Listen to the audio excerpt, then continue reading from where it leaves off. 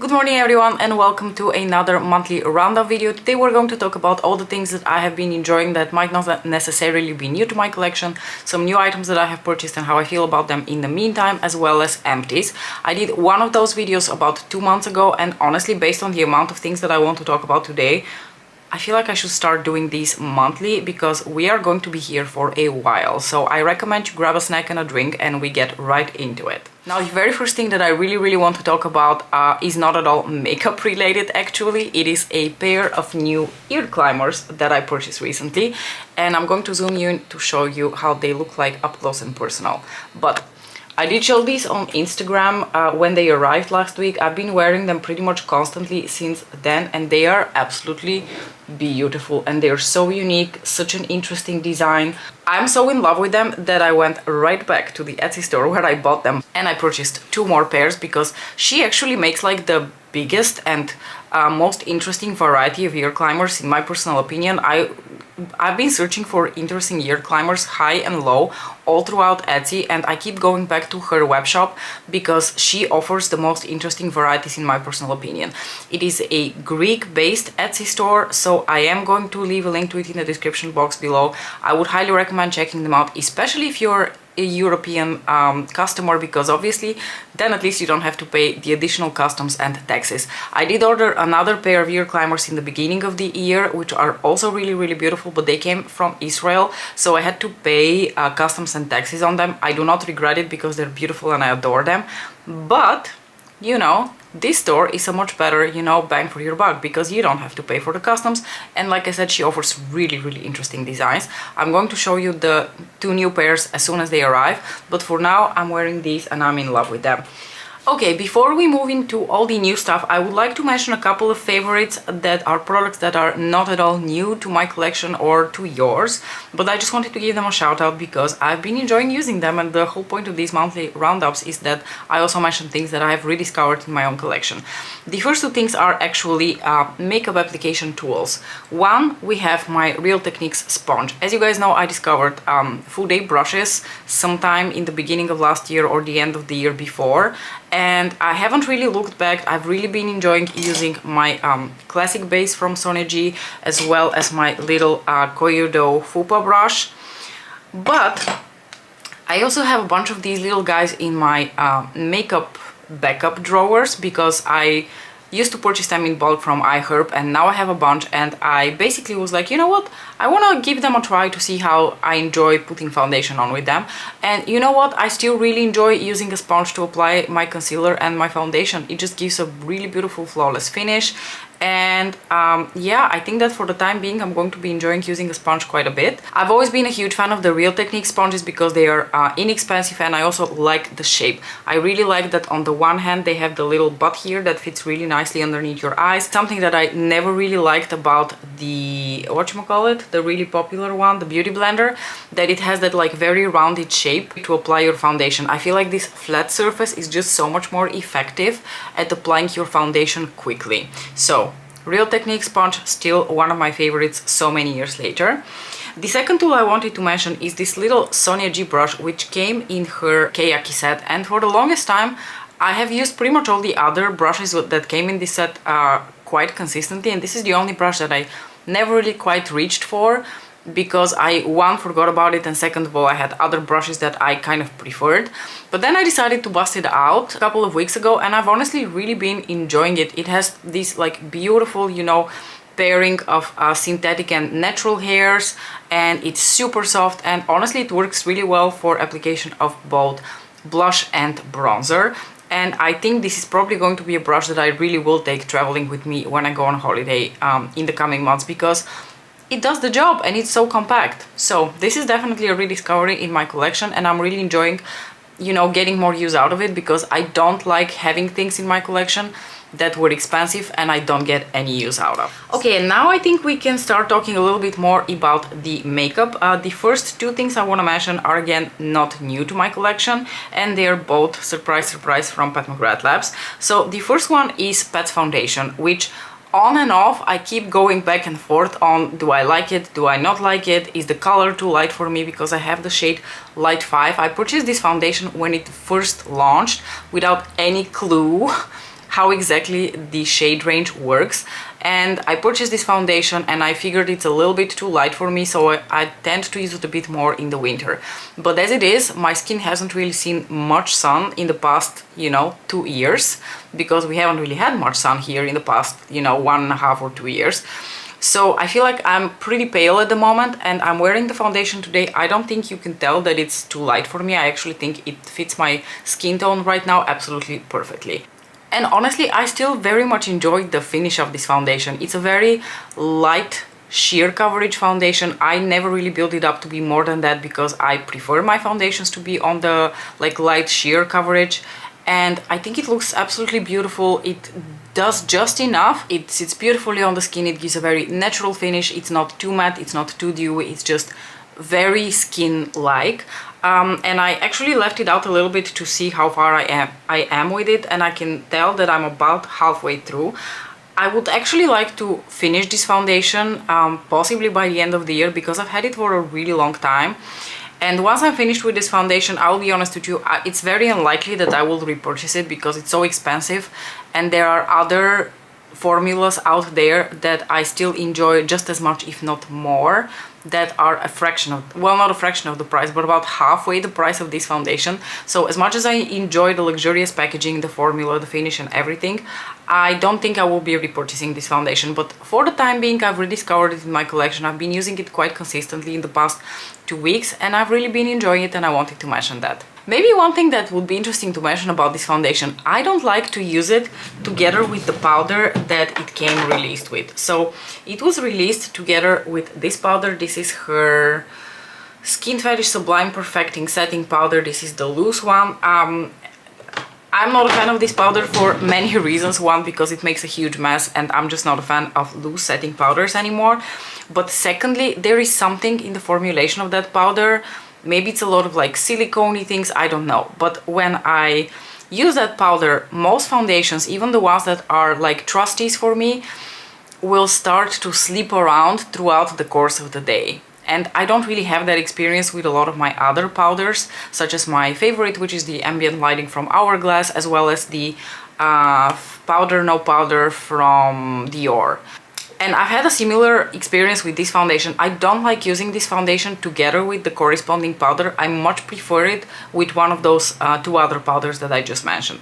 Another product from Pat McGrath Labs that I have been reaching a lot for lately is her Skin Fetish Sublime Skin Highlighter in the shade Lunar Nude, which was her release for Christmas 2021. As you can see, beautiful embossing on the actual highlighter. And the thing with this highlighter is I've always really enjoyed it. I think it's such a glorious formula. It's that baked gelée, kind of like a something in between like a Blitz and a VR, leaning more towards a VR type of formula. But it looks just so smooth on the skin. It makes your skin look like glass, and even though it has sparkles in it, the sparkles are not obnoxious. They don't look like glitter explosion on your face. This just makes your skin look like glass, and I really enjoy the effect, and I really enjoy actually the tone of this highlighter. What I noticed is that I've been reaching a lot for this when I'm doing something a little bit more cool toned on my cheeks. So when I have like a more cool toned bronzer, and when I'm doing something a little bit more on the cool toned side of blushes, for example, if I reach for Flirtatious from Pat McGrath, then I will reach for this highlighter. And I just noticed in the past couple of months how many times I've been, you know, specifically reaching to use this highlighter because I just enjoy the tone and the finish on the skin so much. I know that she has come with other colors in this formula, I think in the Bridgerton collection. So if there's another shade in there that you think might work better for your skin tone, I cannot recommend the formula enough. It is just so beautiful. And the rest of the makeup products that I would like to talk about today are all new. I have obtained them sometime in the past 2.5 months. Starting off with something that you have seen featured on my channel now quite a few times because I did several videos with it, and this is my Tom Ford Heat in the shade Body Heat. FYI, this comes in a limited edition packaging, but the quad itself is not limited edition. It's just part of his lineup, and it is one of his wet and dry formula quads. And I've wanted to try a Tom Ford quad, and especially one in his wet and dry formula, for a really long time because people have been going on and on about how beautiful and versatile this formula is. I ordered this one for several reasons. One, because I am vain and I just really think the packaging is absolutely stunning. And two, like I said, the wet and dry formula. And three, I just really like the color selection in this quad. It comes with this champagne shade, this sort of like brick red, orange, rusty shade, really beautiful, and these two more cool taupe leaning brown shades.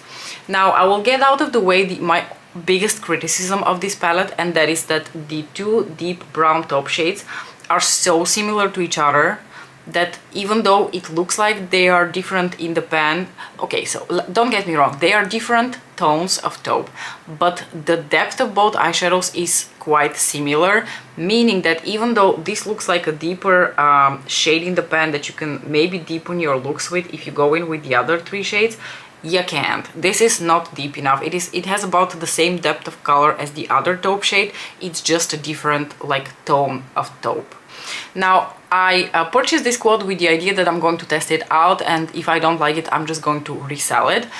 But as it is, I've actually really been enjoying it, and I think it is stunning, and I will keep it. I do very much agree that the wet and dry formula is indeed a stunning formulation, because as I also mentioned in the first video that I did with this palette, I think these are basically like a more lightweight version of the Blitz shades from Pat McGrath Labs. So they're that beautiful baked gelée that goes on the lid, blends out effortlessly, looks very seamless. These also have a bit of like a smoothing effect on the lid, so if you have wrinkles on your lids, they almost kind of like Photoshop them away. Are they as sparkly as a Pat McGrath Blitz shadow or a VR shadow?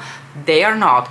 Do not go into this thinking that you're getting the same amount of glitter, sparkle, and like wetness on the lid. You're not. You're getting a much more subtle version, which I think also fits the aesthetic of the Tom Ford brand a lot more. And I am really happy to have this specific curation of colors, because as it is, I think they're just all of them are really, really beautiful. The rusty shade is super unique. The two taupe shades have like really, really gorgeous, like cooler tones to them, and in a world where we are flooded with warm toned browns, it's just nice to have something that is a little bit more cool toned but elegant. And I have to say, a standout shade for me in this quad is the champagne. Why do I say that? You will have to go and watch the last video that I did with this quad, where I did like a pairing of Pat McGrath and Tom Ford. And what I noticed with this eyeshadow, usually when you have these types of eyeshadows, they look very icy on the eyes because they're very light in tone and they don't have enough depth to them to really work as a one and done eyeshadow. This one is absolute perfection in that sense. There is something about the like background undertone of this shade that provides it with just a little bit of depth, so that when you put it on your lids as a one and done shade, it actually gives a little bit of depth in your outer corners while still giving a bit of light and that like frostiness in the center of your lid. So I'm deeply impressed with this quad, and especially with this champagne eyeshadow, and I fully intend on keeping it and using it on occasion, especially for like super easy looks or on days when I'm in a hurry and I can really throw like only one shade on my lids, because these are effortless. You don't even have to be awake to do your makeup with these eyeshadows. You can be half asleep and they're still going to look glorious on your lids. Also, you probably don't see her throughout most of the video, but there is a very sleepy Mona here. Okay, then at some point in time I made an incredibly impulsive order from Cult Beauty that was completely unnecessary and just kind of the spur of the moment, and honestly probably I would have been better off not making that purchase. But I did, I have the products and I wanted to talk about them real quick.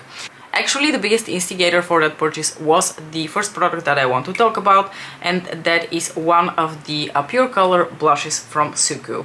This one is in the shade 08. So the Pure Color blushes are a somewhat more classic formula from Suku. They've been around for a really long time. In my previous monthly roundup video, I talked about their new formula, which is the melting powder.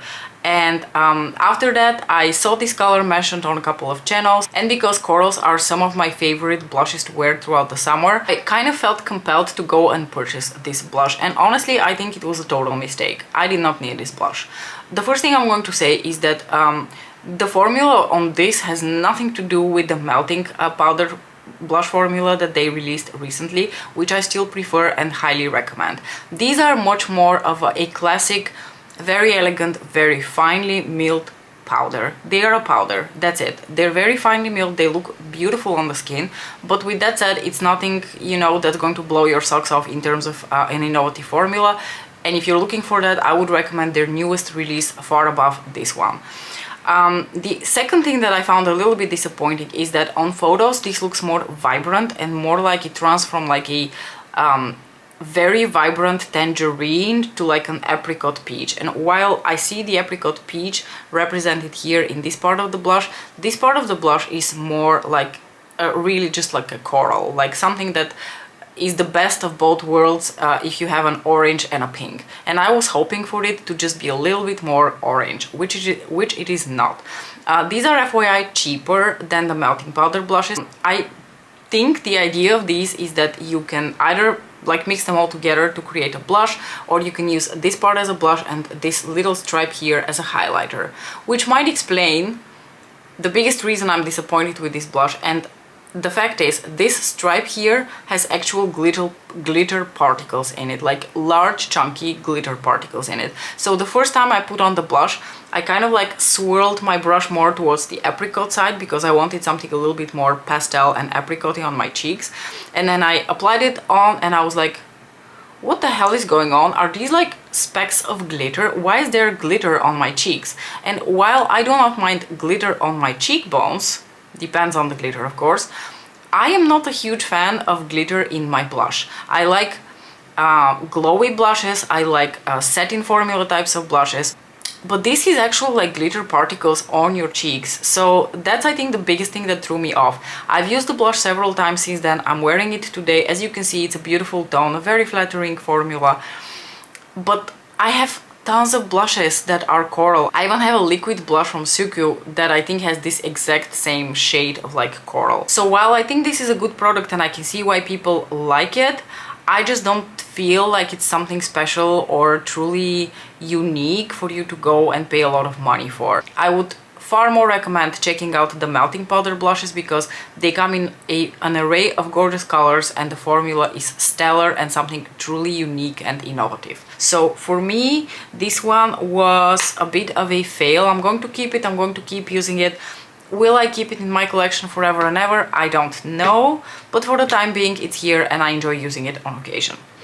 Another product that is very much in the same lines of I purchased it impulsively and I'm not quite sure that I like it and I want to keep it, is my very first ever Charlotte Tilbury product, and that is the Airbrush Flawless Finish Powder. Mine comes in this limited edition Lunar New Year packaging, but you can find it in her regular lineup.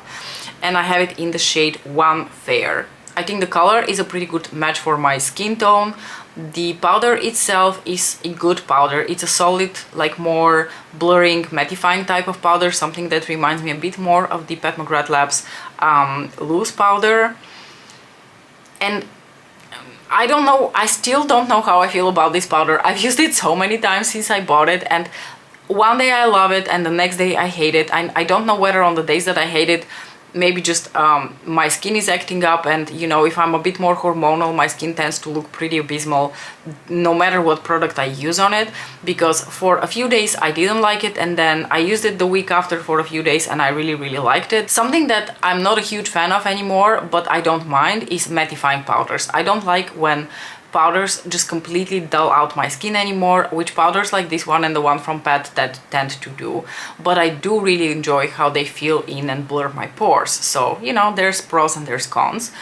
And then over the course of the day, I think this just allows my natural oils to break through just enough to make me look dewy without making me look greasy. So I like this powder, but I just don't, again, I don't feel like it's something super spectacular and something super special that I would go out of my way to recommend or to repurchase. I just have other favorites in that category, like the ambient lighting powder formula from Hourglass that I far prefer and is still unbeatable to me in my mind. Like none of my other powders really can quite compare to the finish, the longevity, and just the overall, you know, look that I get from those Hourglass powders. So while I think this is fine, and I'm going to continue using it because I paid a lot of money for it, and if I resell it, I will still resell it on quite a bit of with quite a bit of a loss.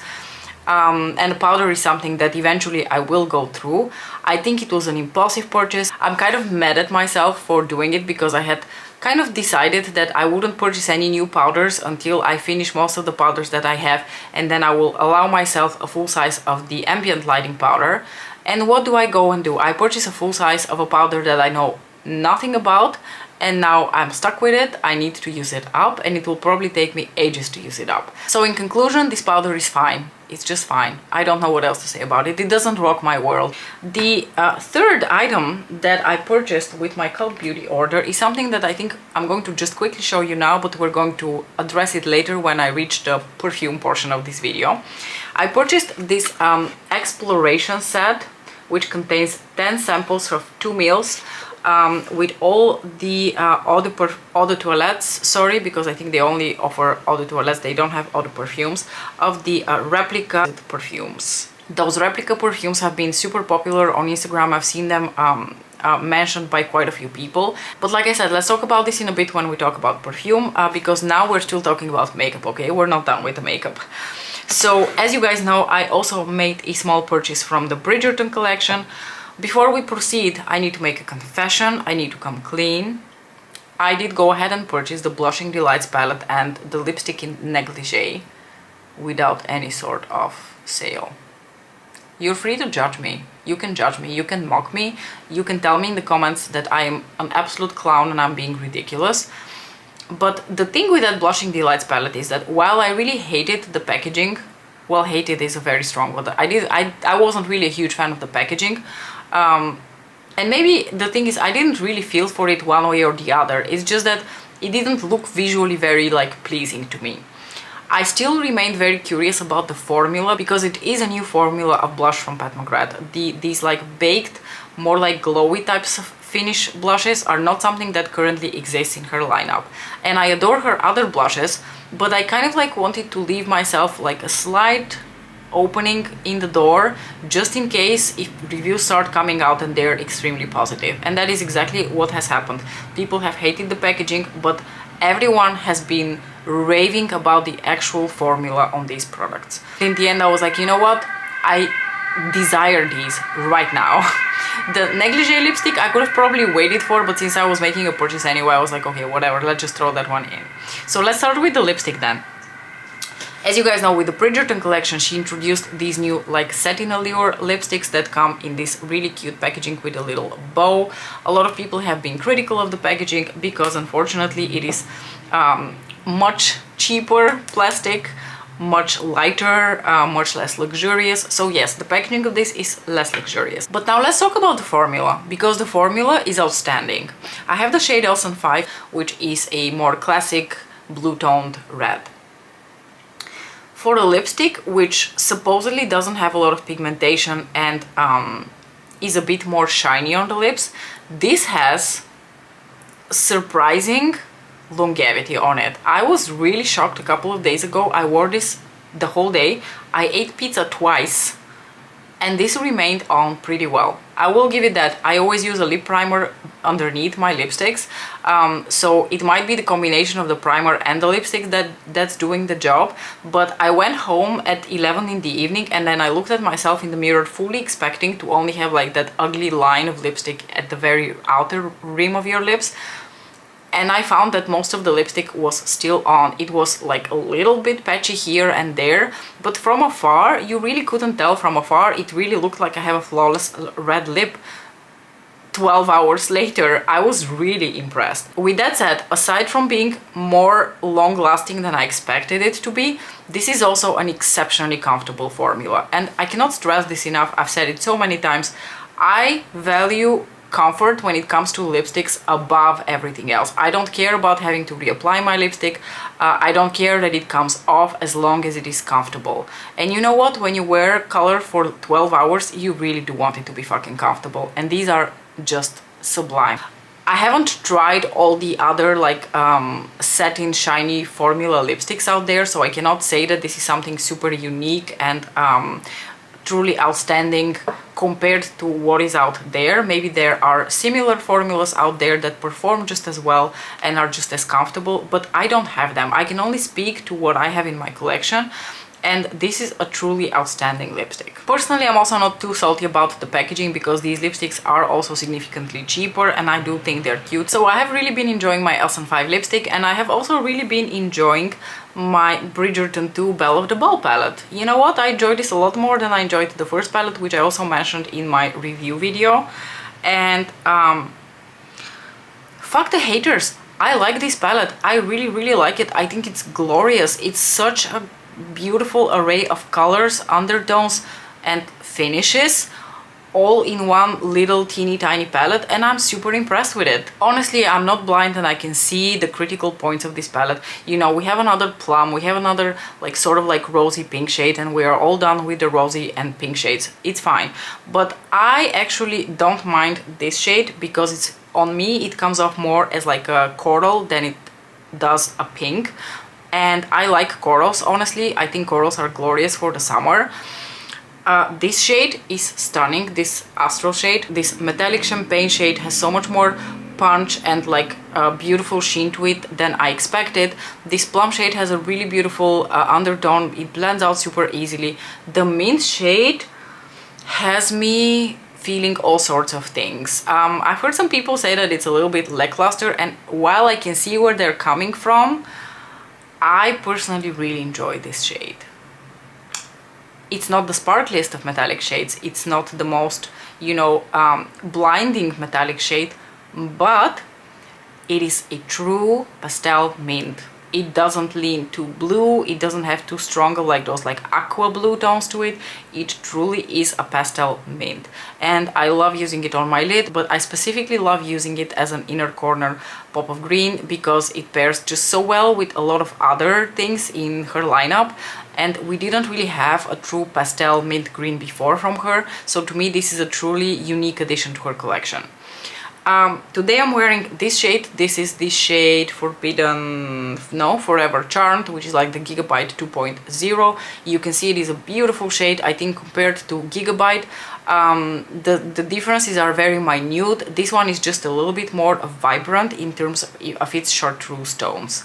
Gigabyte is just a little bit more subtle because there's that chartreuse glitter and a lot of like that more darkened base, whereas here you still have the darkened base, as you can see around the edges of my eye where I have blended out the shade a bit more, but the actual chartreuse overlay and the sparkle are much more intensely chartreuse than in the original Gigabyte. As you can see from the few times that I have used it, the little bee pattern has already worn off, so the bee patterns really don't hang out for too long. Overall, I just really enjoy the Belle of the Ball palette. I've been reaching for it a lot, and yeah, I recommend it actually. I think it's versatile, I think it's fun for spring, I think it is the best that you're going to get out of all the worlds in the Pat McGrath realm, because if you cannot afford a mothership palette, this is basically a mini mothership palette in my opinion. And I'm sure that at some point it will go on sale and you can score it for something in the range of like $50 or something, which really for such a beautiful array of colors and finishes is a really sweet deal when it comes to Pat McGrath Labs. And before we move into the empties, the last bit of my monthly roundup is going to be all about perfumes. Like I said, I wanted to talk about a few of the perfumes that I have in the replica set, and I have also currently purchased 2 new scents to join my like more summer collection of perfumes. And I want to first talk about the little tester set that I got from Replica. Now, was this cheap for what you're getting? Not really, because in the end of the day you're getting what, 10 times 2, 20 mils, which is not a lot, and I think I paid something like 35 euros for this, if I'm not mistaken. So it was relatively expensive for the amount that you're getting. I think you're paying more for the fact that you're getting all the variety of the scents in one little set. So what I'm going to do now, first I want to give you a disclaimer. I don't know shit about reviewing perfumes. My policy when it comes to perfume is this smells nice, this doesn't smell nice, and I can go on the Fragrantica website and tell you a little bit about the notes and what I can discern from these notes. But with that said, I do not have, you know, the refined scent and olfactory skills of a perfume reviewer. and I do not have the vocabulary, nor do I have, you know, the skills of a poet to describe perfumes, especially if I have to like talk about them like this on the go. Maybe if I write it down I will have more time to think about it and I can say something a bit more poetic, but right now I'm just going to be like pretty simple. This smells nice, this doesn't smell nice, it smells like this, it smells like that. What I am going to do, however, is for the perfumes that I'm going to talk about more extensively, I will leave somewhere on the screen a screenshot of the notes of each perfume as they are described on Fragrantica. So, Replica. The first perfume and the first scent that I tried from them is called Jazz Club.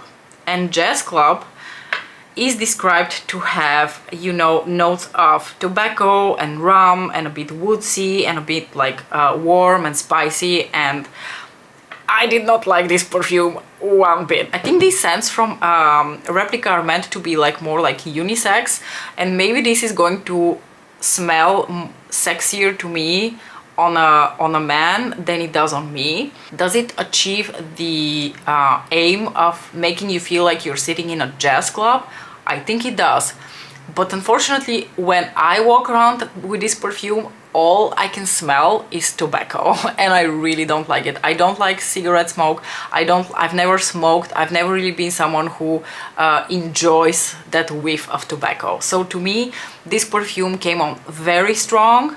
It was very, I felt like I smelled like cigarettes the whole day. Instead of feeling like I smelled like a jazz club, I felt like I had hung out with the popular kids at school. My jacket had soaked in all the cigarette smoke and I was walking around smelling cigarette smoke the whole day.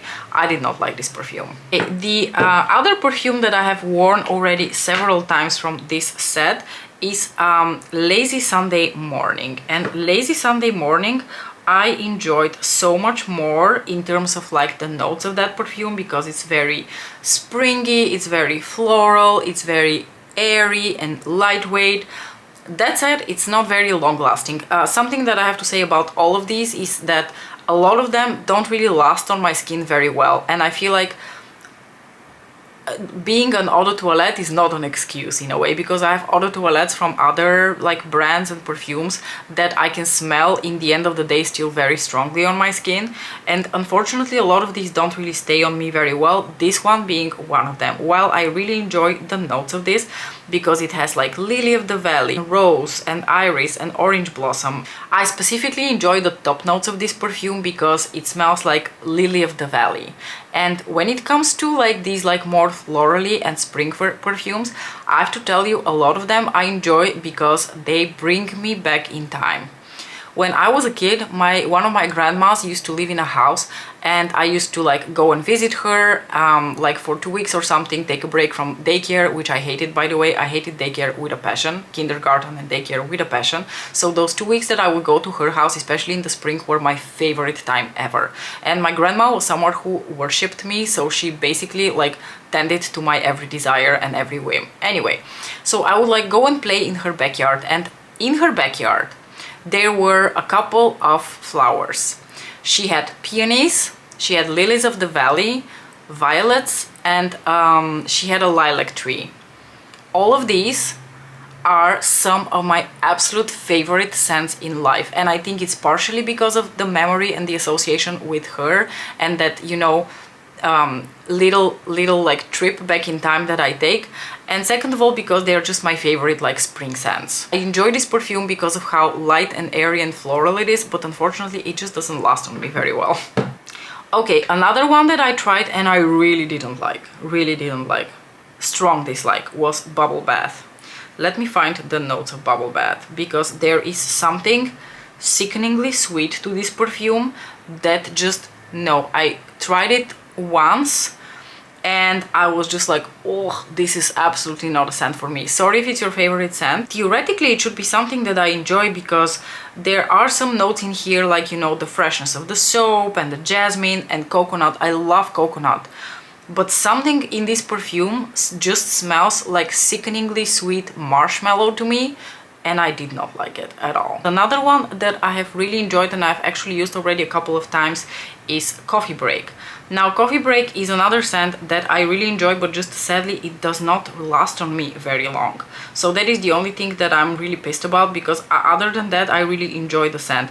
It has orange blossom in the top notes, it has coffee in the middle notes, and like the middle notes are the ones that supposedly linger for the most for the longest amount of time. It has vanilla in the base notes, like theoretically a gorgeous scent, and in practice still a beautiful scent, although I wish the coffee scent was a little bit stronger and I wish it lasted on my skin a little bit better. Now overall, most of the other scents were fine and I really enjoyed them. There were a couple of like more like aquatic, like light summer springy scents that I really enjoyed. Again, not very long lasting, but overall from the whole set, I think the two that I really did not enjoy, strong dislike, I would never use again, were Jazz Club and Bubble Bath. I think the rest I could probably use up and be pretty happy with them. Okay, and the two not full size, but like in an actual like not tester packaging perfumes that I purchased are, the first one is actually a very new scent for Jimmy Choo. It's called I Want Choo, and I just think the packaging on this is super classy. I love it. It doesn't really have a lid on it, so it came with this little plastic protector that I actually removed, and I went about it a bit like a Neanderthal because I thought that this was the cap of the perfume, so I like removed it and then I was like, oh wait, no, this is not the cap, this is the actual spritzer. I really like this little detail. I don't know whether you can see here, little golden detail with the Jimmy Choo logo that it has here. I like the shape of the perfume. I think the logo embossed on the bottle of the perfume is also really beautiful. I like the overall like very feminine shape of the bottle, and I really enjoy the perfume itself, but it did surprise me. This is a scent that I kind of like purchased a bit adventurously without actually smelling it in store. I basically went about it as in, I'm searching for something with like peach in the top notes, and this was one of the first suggestions that I got, and I was also intrigued by the fact that it's a new scent.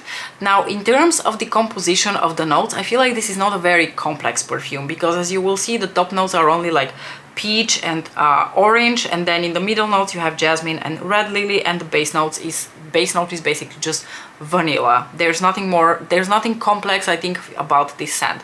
But two things surprised me a lot. First of all, I expected this scent to be like this very airy, very light summer scent, and instead it comes on strong, you guys. And what I expected was like this light, fruity, like citrusy, slightly peachy scent, which would end on the beautiful vanilla notes. This is not what's happening, you guys. I feel like the top notes of this are more to be related to like a jam that's made of peaches or jam that's made of like orange, but it is not like citrusy and like super fresh. It comes on very strong, and it's definitely a scent that most would consider to be more like nighttime appropriate than really daytime appropriate. But at the same time, I'm really enjoying all the notes of this perfume. I can smell myself the whole day, and I don't think in an obnoxious way, or at least I hope not in an obnoxious way.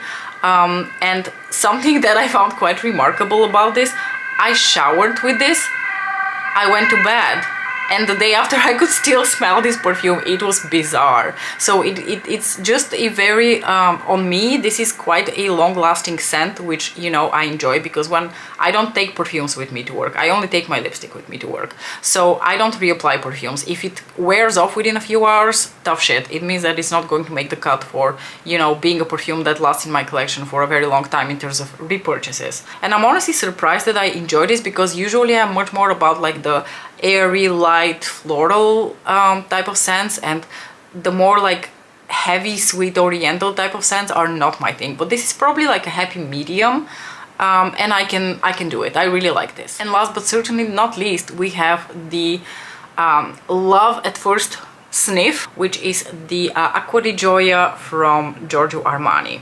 First of all, beautiful bottle, just makes me feel so springy with that beautiful like asymmetric sort of like aqua green blue cap to it, and the light blue color of the perfume itself. Now, I sniffed this perfume when I was last week in store, because I was basically looking for a bit of a replacement to honey from Marc Jacobs, because honey from Marc Jacobs has been my spring scent for the past year or two, and my bottle is almost finished. And I was looking for something that is, you know, more of a spring appropriate, fresh, you know, more aquatic type of scent. Something maybe with a bit more of like a citrusy note, you know, just something that smells nice to me. Like I said, I don't know shit about perfume, it just needs to smell nice to me. And I sniffed this and I fell in love. I was like, I'm taking this home. I love it, and I really truly do enjoy it. It does not have quite the lasting power of I Want Chew, but it still lasts on my skin well enough for me to be able to smell the base notes in the evening when I'm sitting on the couch. So this opens very citrusy. It says that there is mint in the top notes, but I honestly cannot smell the mint. I just smell like this like very fresh citrusy scent when it opens, and then for the most part of the day I can smell it has peonies in the base, in the middle notes, and I think like jasmine or peony, or maybe more peony, is what I can really smell throughout the most of the day. And then in the end of the day it just has that like light vanilla-y sugary type of scent to it, which I really enjoy. So overall this is such a beautiful scent, and especially fresh for the summer. I've really fallen in love with it. Honestly, I can't wait to finish honey from Marc Jacobs, because I like this one so much more. Honey from Marc Jacobs, while it's a really lovely spring scent, doesn't have as strong of a honey scent as I would have wanted it to, and it doesn't really last on my skin very well. And this one lasts on my skin much better. Guys, I've been here for an hour. How am I going to edit this video down? I have no idea. I'm so sorry this is taking so long. I'll try to be very concise with my empties. Let's start with the only two makeup empties. I have the Brow Plump Brow Artist Ink from L'Oreal. This is basically a little mascara that you put through your brows. It has a beautiful little spoolie. I really like this product. This has been the only thing that I put through my brows for the past couple of years. I just kind of like brush them up. I fill in with a little bit of color where necessary, and that is it. What I've been enjoying with my brows is a little bit more of like that bushy effect, but without really laminating them. And I feel like this just gives me the best of both worlds. It fixes my brows a little bit, it gives me a little bit of that bushy brow. I love it. It's a drugstore product that I can always purchase on sale. Nothing more to say about it. And then we have my 24-hour extend eye base from MAC, which you can see I have like popped open and scooped whatever was left in here, because it's quite a thick product, so there is always some that's stuck to the tube, and I always decant whatever is left in a little pot like this. And as you can see, the pot is also almost finished. I love this eyeshadow base. It is my favorite eyeshadow primer, the only one that I've basically been using for the past like 3 or 4 years at this point, which is why I also never mention that I have primed my lids, because I just always use this eyeshadow primer. I cannot recommend it enough. Is it cheap? It's not the cheapest one out there, but I feel like it provides longevity. It doesn't dry out my lids too much, because I have relatively oily lids, and a lot of these like more mattifying primers tend to dry my lids out a ton, and this one is just the happy medium. It provides a beautiful canvas for eyeshadow, it provides longevity, and it does not dry out the skin of my lids. So I highly recommend it, and it lasts a really long time. One of these lasts me a year, and as you guys know, I wear makeup like 6 out of 7 days a week, so great product. My only body care product is this little lotion that I had from the Body Shop. It is their Shea Nourishing Body Lotion. I really enjoyed this because Shea is such a non-offensive scent to me. It's very hydrating, and I preferred having the lotion when I have to like smear something on my skin, but I also cannot wait for like 2 hours for it to actually like sink into my skin for me to put on my clothes, and this served the purpose just fine. I don't, however, enjoy having these types of products in a squeezy packaging, because I feel like you start applying the product and then you go back to squeeze more, but then your hands are all slippery and it's a mess. So I actually really prefer these products to be in like a tub that I can open and just use it and then close it.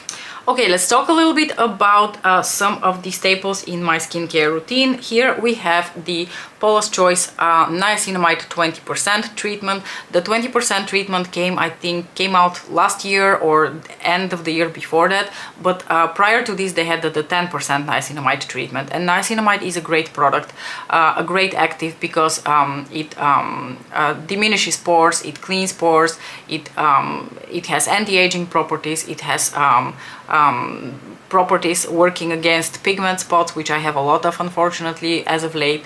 So the 20% or the 10% niacinamide have always been a staple in my skincare routine. I keep repurchasing them. I think this has a fabulous effect on my skin, and I go through these about every like 6 to 7 months or so. It comes with a little dropper.